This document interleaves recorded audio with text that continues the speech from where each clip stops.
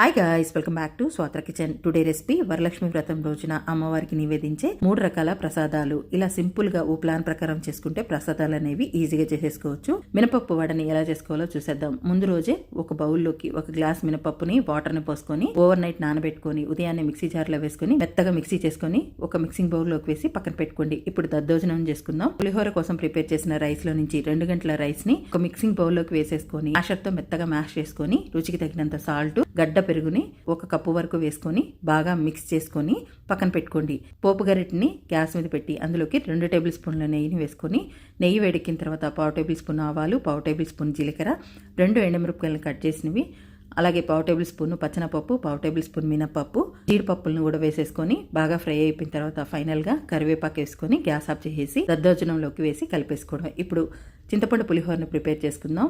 Mixing బౌల్లోకి hot వాటర్ని తీసుకొని అందులోకి 1 గుప్పెడు చింతపండు వేసుకొని నానబెట్టుకోండి. ఇప్పుడు ఒక ప్యాన్ని గ్యాస్ మీద పెట్టి అందులోకి 1/2 టేబుల్ స్పూన్ పచ్చనపప్పు, 1/2 టేబుల్ స్పూన్ మినపప్పు, 1/2 టేబుల్ స్పూన్ ధనియాలు, 1/2 టేబుల్ స్పూన్ జీలకర్ర, 5-6 ఎండుమిరపకాయలను వేసుకొని 2 నిమిషాలు ఫ్రై చేసిన తర్వాత చిటికెడంతా మెంతులను కూడా వేసుకొని కొంచెం రోస్ట్గా ఫ్రై అయిపోయిన తర్వాత 2 టేబుల్ స్పూన్ నువ్వులను కూడా వేసుకొని చిటపటమన్న తర్వాత మిక్సీ జార్లోకి వేసుకొని పొడి చేసి పక్కన పెట్టుకోండి. ఇప్పుడు గ్యాస్ మీద ఒక కడాయిని పెట్టుకొని అందులోకి 200 గ్రామ్స్ ఆయిల్ వేసుకొని ఆయిల్ వేడెక్కిన తర్వాత 1/2 టేబుల్ స్పూన్ జీలకర్ర, 4 ఎండుమిరపకాయలను వేసుకొని ఫ్రై అయిపోయిన తర్వాత ఇందులోకి నానపెట్టుకున్న చింతపండులో నుంచి తీసిన పులుసును వేసేసుకోండి. అలాగే రుచికి తగినంత సాల్ట్, 1/2 టేబుల్ స్పూన్ పసుపు, 1 గుప్పెడు కరివేపాకును వేసుకొని ఆయిల్ బయటికి తేలి చింతపండు ఉడికేదాకా కలుపుతూ ఉడికించండి.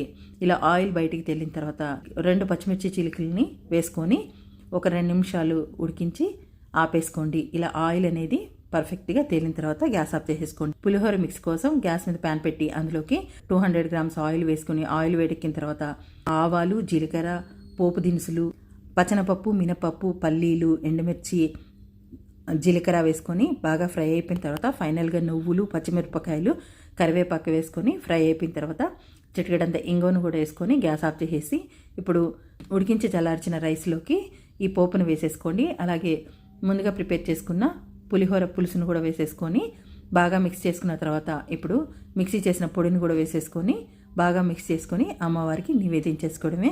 వడని ప్రిపేర్ చేసుకుందాం.